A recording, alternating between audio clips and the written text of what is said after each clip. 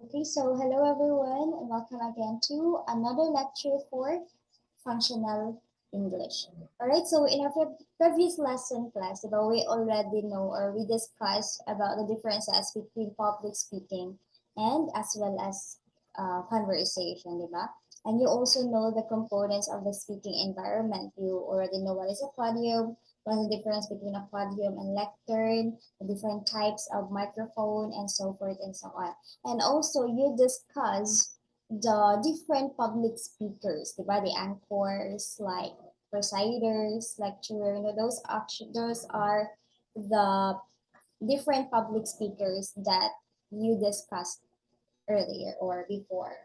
But now, class, we will talk more about public speaking. We will talk more about public speaking. So, since our subject, man, functional English, really focuses on public speaking. Okay, so ato usang ila-ilahon kung kinsa ni si public speaking. Alright? Well, public speaking class is an act or process of communicating with an audience orally. Of course, when we talk about public speaking, of course, it includes spoken words, okay? Spoken words or through oral di siya nato use. Lain masad kayo mo public speaking and then gi-write lang siya. No, that we cannot call it anymore a public speaking. Kung mag-write na siya. Diba? So again, public speaking is through oral gid siya. Ang iyang channel through oral siya or verbal siya nato gi-use ang public speaking. Again, and traditionally speaking food class in public speaking, no, the speaker diba gets up on a stage, stands at a podium and behind a lectern, and deliver a speech in front of a crowd. So that's actually the traditional way of having a public speaking. Diba na ay podium, as we can see in the picture, no, na ay podium, na ay lectern, na po'y fixed microphone, then mubarog ang usa ka tao. So we can actually solve this. No, we're like when there is a sauna sa President Duterte, that's actually very traditional. But as time goes by, class, in uh, public speaking could, and as time goes by, public speaking activities could actually evolve. Nag-evolve po ng public speaking, specifically with the help of technology. No, since right now, no, we are living na in the 21st century. And as we notice, prominent na kaayo ang pag-use sa technology.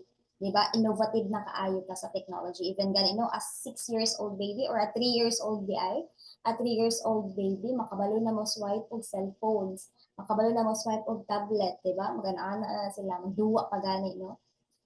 O sahay mag-messenger pa, di ba, lupigan na ta, sa mag-my day, di ba, lupigan na ta sa bata. Okay, so, kuan pod ang public speaking pod nato class, nag-evolve pod siya. Okay? So, as we notice karon no, we can conduct na a public speech through through online means, through online platform, di ba? And video conferencing, use of video conferencing like Zoom up, mag-use na og Zoom up, like also live sa Facebook, di ba? YouTube Live, di ba? We can actually do that not today or in these days, during these days, or karon nga mga panahon, tungod sa ka-high-tech na nato. No? Ano siya? So, karon we can conduct a public speech through online. Alright? So, again, public speaking is an act or process of communicating with an audience orally. So, this is actually the definition of a public speaking. Okay, next up. The public speaking class happens in different situations. So it could be done as a class project or activity. So kanang pa-speech yun gani mo class in front of the teacher or in front of the crowd or in front of your classmates, di ba? Siguro nakataya na siguro mo ano no before when you were in high school, elementary ba pa ha, no? Or yeah, I guess during sa siguro pag first year college ninyo no sa inyong subject na kasi na may subject na purpose of communication, siguro nakatry po mo ng public speech or yeah, having a speech in front of a lot of crowd. So that's it, no? The present ang kung ano kaning public speaking in class project or activity ko. Then another good class, public speaking could also be done in clubs or organization events. Like kanang mga debates, na ay seminars sa organization, na ay kanang demonstration sa club or sa organization. So that's it, no?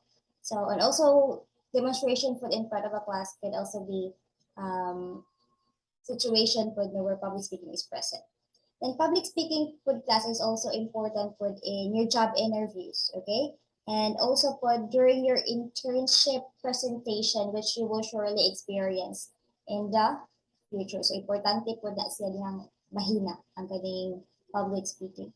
Then another situation for class when public speaking is present is during gatherings, no? Like kanang weddings, birthdays, eulogy, kung na ay mamatay, di ba? We have a speech as well as kaning sa wedding, no? Kaning ang friend baka sa bride or sa groom or parents of the bride or groom having a speech to the newlywed couple, like saying best wishes message, having a congratulatory message, di ba? Mag-speech siya about sa unsay maayo nga kanang buhaton sa magbinyo or unsay maayo nga manguan siya tips, mag-share ba ka siya tips for example, di ba? Or saying congratulations sa ilang duha, kinaminyo na gid sila in town sa wakas, di ba? And also po, kani pong eulogy, no? Kung naay mamatay, di ba? Actually, di ba, we can actually um, observe that na ay kung naay mamatay, na mamatay ang tag minahas atong kinabuhi, but we actually do speeches to them, like how good he was when he was still alive, how thoughtful he was or she was baka when he was still alive, how good of him as a person, no? Samtang buhi pa siya. Diba? So, natay speech about it. Okay, so that's the different situation class where public speaking is present. Okay, sa kaning upat. Okay, so there are actually two major types of speech class, no? First off, we have the type of speech according to purpose. So, unsa may purpose ani nga speech? Is it to entertain us? Is it to inform us? Is it to persuade us? So, kana siya, unsa man ka na siya nga type of speech. And also types of speech according to deliver. So, unsa pag-deliver ang speech. But let's have first class, the first one, this one, the type of speech according to purpose. Okay, well, actually, class now we have three types of speech according to purpose. So first, we have the informative or the expository speech.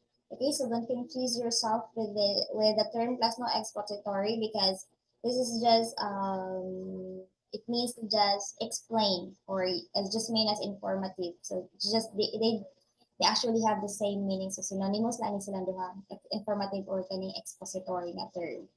Okay? Because when we say again expository, it means man to explain and also to inform. Right? Next, also we have persuasive speech, and then the other one is the entertainment speech. So let us know first now the informative speech. So informative speech class is mainly performed for the purpose of educating the audience on new relevant pieces of information on a particular topic. So informative speech class is like teaching. Okay, it's like teaching because its main goal man is to educate or inform the listeners or the audience baka, no? So example ani class no is a lecture of a teacher. So right now class, so right now, di ba? I am giving you information about the types of speech according to purpose, di ba? So and of course, di ba, that is an example of an informative speech or expository speech because I am educating you or I am informing you or sharing baka a particular topic sa inyo ha. Okay? Another example po sa informative speech is kaning webinar. Another po kaning training and also kanang demonstrations, no? As well as kanang mga news anchors, all right? Mga news anchors, di ba? They deliver the news to the television and then their speech purpose is to inform the audience or the listeners, di ba? About a certain news baka about baka if na ay bagyo, diba ma-inform ito hala na di bagyo mo din si uwan sa pailain unsa kay plan sa president sa Pilipinas, di ba ma-inform ta mo din plano sa president in ano diyang gusto sa Pilipinas unsa events unsa ka events in other countries and so forth and so on. So wala siya ma-inform ta by the news anchors sa television natin nakita. So I guess informative speech class is very explanatory, no? So is a self-explanatory one. So again, when I say informative or expository speech, so the main function of this kind of speech is to inform. Okay. Next speech according to purpose is the persuasive speech. This persuasive speech class is given solely for the purpose of convincing the audience to agree with the speaker's opinion on a particular topic. So in an example of this speech class is the speech of a speech of a lawyer or a speech by a lawyer. Now the example podcast of a persuasive speech is during election bitaw, di ba? Candidate, di ba, would be candidate speech class would be a persuasive type of speech because they need to convince us, they need to convince the people or the electorate to vote for them man, di ba? Buhaton yun nila ang tanan para ma-persuade nila ang mga tao nga i-vote sila. So that is persuasive speech. There is a presence of convincing. There is a presence of convincing someone. Okay? Again, ang keynote aning persuasive speech is it is a persuading or convincing type of speech. Okay, so muna siyang persuasive, no? Then another type of speech delivery class is this is the last type, no? Entertainment speech. Okay, so entertainment speech, it aims to share laughter to the audience through witty and humorous lines. Okay, so the sole purpose class of this speech is to entertain us or to make the audience laugh, to make the audience relax or smile back. Ano? Enjoy, have a good time, a laugh. Okay, so example of an entertainment speech is a speech of a comedian. So I know some of you here, class, are fan of watching stand-up comedy, diba? Where you laugh out loud because of the jokes of the comedians, diba? Because of the jokes of the comedians like si Vice Ganda, for example, no, Alex Gonzaga, Ay de las Alas, Pokwang, and so forth and so on, no? Diba? At kani gid si Vice Ganda, no? Very witty jud kay ni si Vice o makathink, very witty gid kay siya makathink og mga humorous lines. Dali ra kay siya makathink, diba, nga makamake sa audience or makamake nato nga makakatawa jud ta, diba, ma-entertain jud ta. Okay, so that's an example of a entertainment speech class when there is a laughter or kanang ma-entertain jud kayo ka ba sa ilahang gisulti. Okay, so again, no, we have three types of speech, again according to purpose. So first is we have the informative speech, second is the persuasive speech, and then the last one is the entertainment speech. All right. Now let's go ahead, class, and take a look at the types of speech according to delivery. So ganiha, according to purpose man, so karon according to delivery na pud ka. So saan pag-deliver sa speech. So first now we have here the manuscript speech delivery and also the memorized speech delivery and then the extemporaneous speech delivery and then the impromptu speech delivery. So let us know first, class, now about the manuscript speech delivery. So unsa man siya? Unsa man siyang yung giwat, so how is it delivered man this kind of speech? Okay, so alright, so manuscript speech delivery class is the word for word iteration of a written message using visual aids. Alright, so this type of speech delivery class is often preferred by people in mass media. No? So if you notice na kanang mga news anchors again, and mga newscasters, mga hosts, no, like yung Vice Ganda, mga hosts, they actually have a teleprompter. Like for example, this kanya picture, mga teleprompter. They actually have a teleprompter before them, like in this photo. Kani, this one. And also this one, no? This is actually President Obama. And kaning TV mo, na siya teleprompter. Murag TV diri. Na siya what we call teleprompter. So that's where President Obama, or that's where the news anchor, that the newscasters, and also kan si President Obama, and where he reads or where they read their scripts in this teleprompter. So manuscript speech delivery class are like having a manuscript speech through a teleprompter. Okay? Before, kay through paper man, di ba? Magsuwat lang or print lang nimo. But now, through a teleprompter na ang pag-use. Kay high-tech naman kayo taro, di ba? Nag-evolve na po ng atong, kay nag-evolve naman atong technology. So, nag-use na tag-teleprompter. At kung wala teleprompter, so traditional lang tanong, kung isuwat sa paper ang script, niya, atong i-read ang atong script or atong basakon or atong ikuan. Okay? Then another example po of having a manuscript speech delivery class is kanang valedictory address. No, di ba? I-read man sa valedictorian or ang iyang message, no? As kanang sa message sa kabatay mo anang libro, di ba? Sa na program, sa tawag na. Kaya sa graduation, kalimot ko sa tawag. So, diha, di ba, na amin ay speech sa kanang valedictory address or valedictory speech. So, iya rin nabasa ko na iyang gisuwat diha. Then, other po is kaning State of the Nation address. Ni kanang Duterte, for example.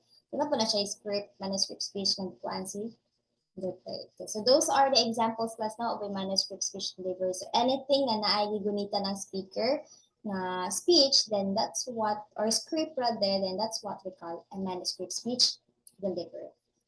Right? Next up, class, we have here, the memorized speech. So, memorized speech is the rote recitation of a written message that the speaker has committed to memory. So, in this mode, class, the speaker is expected to rehearse the speech. So, expected to rehearse the speech many times over to deliver it without looking at her notes or his or her notes, no? And to make it sound lang natural and spontaneous kaning memorized speech. So unlike manuscript speech delivery class na naka-teleprompter, ang script, kani siyang memorized speech. Ang imong script ani is imo ra siyang gi-memorize. In other words, it's ako memorized speech kasi of course, memorize ang mo ang speech. Okay? Example ani no is a actor's dialogue, di ba? So kani mga artist, di ba, kung naa sila sa lida, no, dapat i-memorize din nila ang ilang mga lines. Bantay man mga, no? But ang naka-disadvantage lang din ani class na kaning type of speech is kanang basin bitaw makalimtan nato ang atong gisulti or makalimtan sa speaker ang iyang gi-memorize na speech, di ba? Because baka of fright or nervousness baka, no? Sometimes kani ma-mental block tungod sa kakulba. So mana na tendency nga malimtan nimo ang imong gi-memorize. So mo na siya naka-disadvantage ani nga type of speech delivery. Pero para malikayan na nato class, no, all you have to do is just to be be normal, na act natural lang ang atong act, nga dili lang ta magpadaog sa ato ang kakulba para dili ta ma-mental block. Okay? So that's memorized speech delivery. The next type of speech delivery class is we have here the extemporaneous speech. So extemporaneous speech class is the presentation of a carefully planned and rehearsed speech spoken in conversational manner using brief notes. So example na, a campaign speech before a voting public. So in this mode class, the delivery of speech requires prepared mental outline. Okay, it requires a prepared mental outline. So it is actually an imagined oral speech guided by a prepared outline in your mind. So naa na kay idea sa imong mind kung unsay imong isulti sa kanang extemporaneous, because in the speech delivery, the topics are actually given ahead of time, right?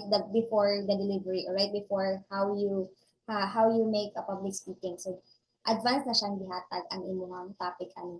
So it is in the actual delivery lang when the speech will be crafted. So diha lang nimo siya i-craft ang imuhang imuhang speech tunguda. Pero na kay idea kung sa imong topic. Kaya murag nag-create lang kag outline sa imong mind. And besides food class, kana extemporaneous speech, no? The actions from the audience food is actually considered. So as you deliver your speech, you really have to interact with your audience. Kana sa extemporaneous speech. And somehow align pod your speech according to their reaction. And also put an introduction, a body, and as well as a conclusion should be presented in the speech.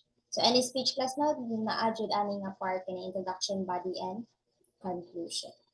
And also, your extemporaneous speech, you can also use note cards or index cards class para ma-write ninyo inyong outline dito. Inyong ibutang baka ninyo diri sa inyong outline about baka ninyo kuan, may survey, ana diri.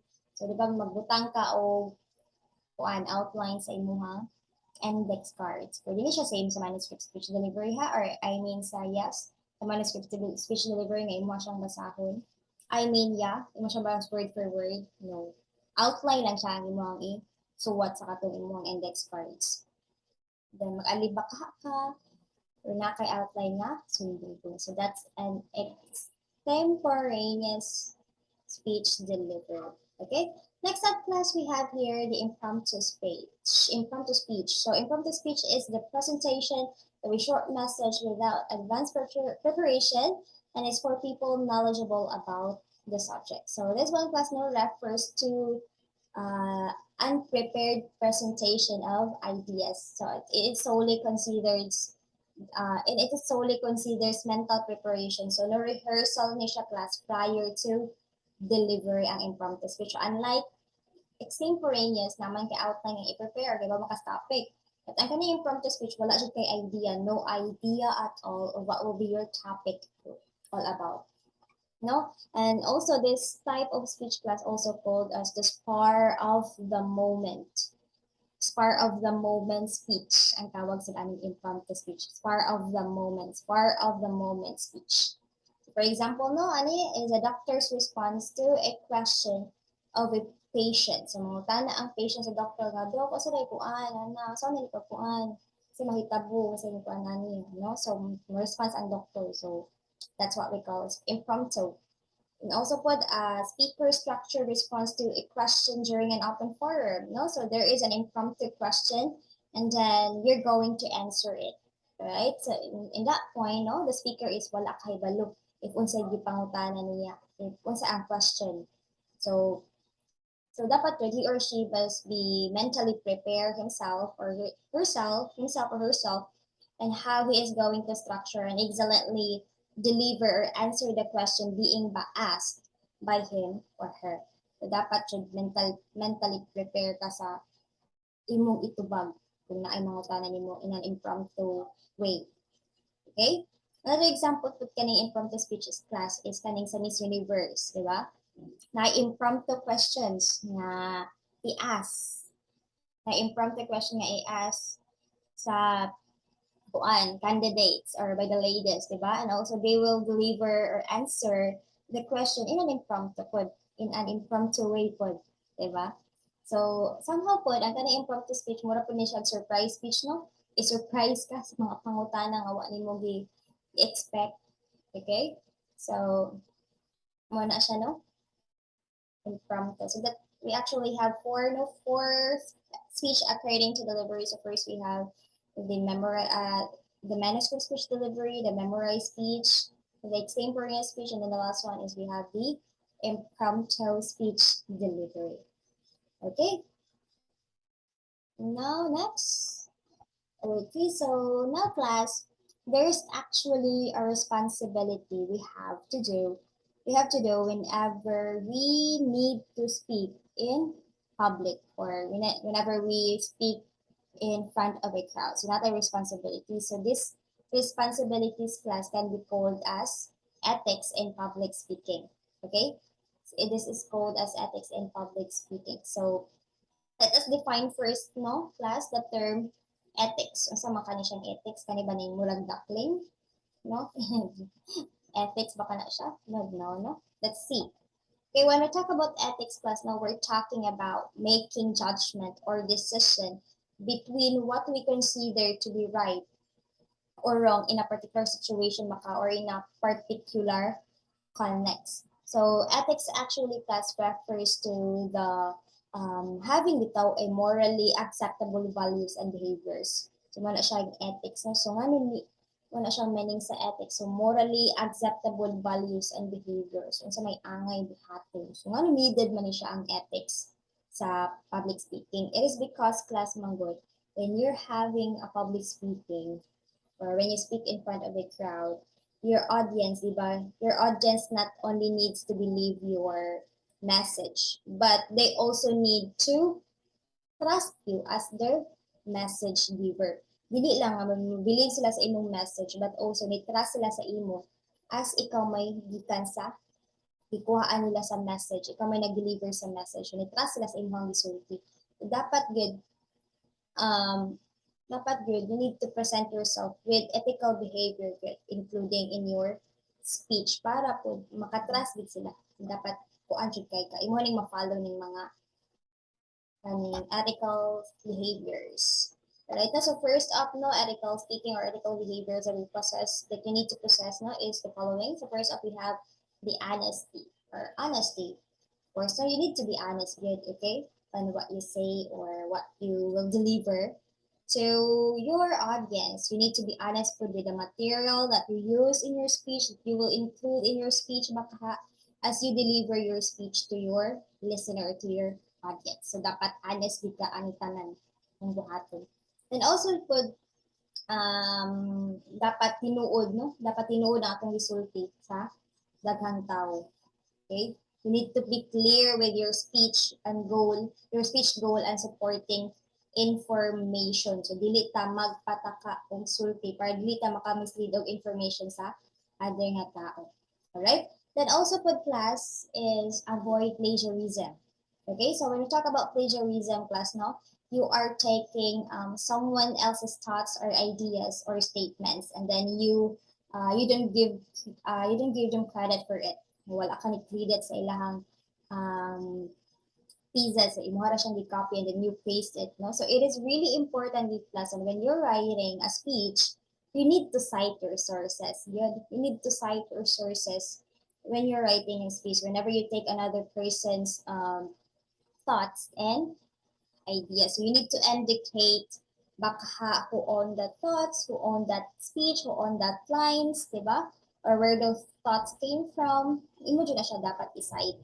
So kay bisan gamay ra na diha imong gi-copy and imong gi-paste, it is still called plagiarism. Plagiarism gahapon na siya tawag. Bisan pila ra na ka sentence imong nakuha diha. Okay, next up is we have the global plagiarism class. So global plagiarism is when you take an entire piece of work, you take an entire piece of work, or in this case, an entire or complete speech, or an entire or speech that someone else has delivered, no? And you deliver and present it as if imuha gitong speech. So dili siya maayo po. Mali siya gitawag nga global plagiarism. Tibuok nga speech imuhang gi copy and then imuhang gi paste, imong gi isuon. Okay, so that's what we call global plagiarism. Next po is we have no patchwork plagiarism. So lahi po siya kaning patchwork plagiarism sa global plagiarism. Ang global plagiarism tibuok man siya nga piece imong gikuha or word for word ang imong gikuha. But patchwork plagiarism is when you take pieces of information class from other people's work. So and you don't give them credit as well from it, no, for that information. Then you put it in your presentation. So lahi-lahi imuhang sources. Nagkuha ba ka dapita o lines of information. Like for example, kang Robert Frost baka no, na literary piece, so nakagikuha dito nga ka ng lines ay ihang mga pieces. And then another na po, nagkuha na po ka o piece sa kaning lines kang Emily Dickinson. Yeah, kang kuha na po kang Edgar Allan Poe or William Shakespeare and so forth and so on. No? So that's what we call patchwork plagiarism. So you are patching pieces together from one sources to another's to more sources. So daghan kag sources para tahay no dili mailhan nga nakakopy ka og speech or ni-copy ka og speech para ko no dili mailhan. Manang ngita lang kag lain nga information. But it's very wrong with class, no? Very wrong din na siya. Nakabalita man siguro mo atong valedictory speech, no? Katong nga nag-viral, kabalita mo ato, nga he plagiarized or copied the valedictory speech of, I guess, Mariela. Is it Mariela? Correct me if I'm wrong, but I think the name of that girl kayang ikuaan is si Mariela. No? Di ba? What happened? Bukay to sa iyang part, di ba? Some people bashed him and think that he doesn't really deserve the valedictorian kanang position tungod sa ihang gibuhat, di ba? Wow, gid kaayo to. So you need to avoid plagiarism class when you are making a speech or when you're speaking in front of a crowd kay basin pananungon ka, no? Okay, so that's it, no? You need to avoid that one. Next up class, we have here the ethical speech goals. Okay, so first is we need to promote diversity. So when you're having a speech class, you need to promote diversity. So you need to promote diversity by shunning the use bitaw of gender biased language or sexist language. Siguro um, I mean numdum maguro mo aning gender bias language na when you were still in first year college murag na natako na ning inyong gender bias language. So it is very important to class to include language in your speech, inclusive, use the inclusive language in your speech. So, or in other words, you need to um, avoid using words or terms that kanang mag-exclude bitaw sa more other groups of people. Mag-exclude dapat include jud ang tanan. General gid ang imong gamiton ng mga words or terms. Like for example, no, it's actually better to use the term police officer rather than a policeman. Another put it's better to use the term firefighter rather than fireman. Diba? So if you use the term like fireman, policeman, mailman, diba? So you're just only referring to a man only. Mga lalaki lang inyong i-refer. And it's actually bias for ladies, no? Nga naminaw. Ladies on this under part, bias po na para nila. So as much as possible, lads, we should avoid gender biased language or sexist language para ma-promote nato ang diversity. Alright? The next podcast, you should also avoid hate speech. Of course, no, it's very understandable naman, no? Ligayan dyan nato ang hate lines or hate words sa ato ang speech. Okay? The next is raise social awareness of important issues.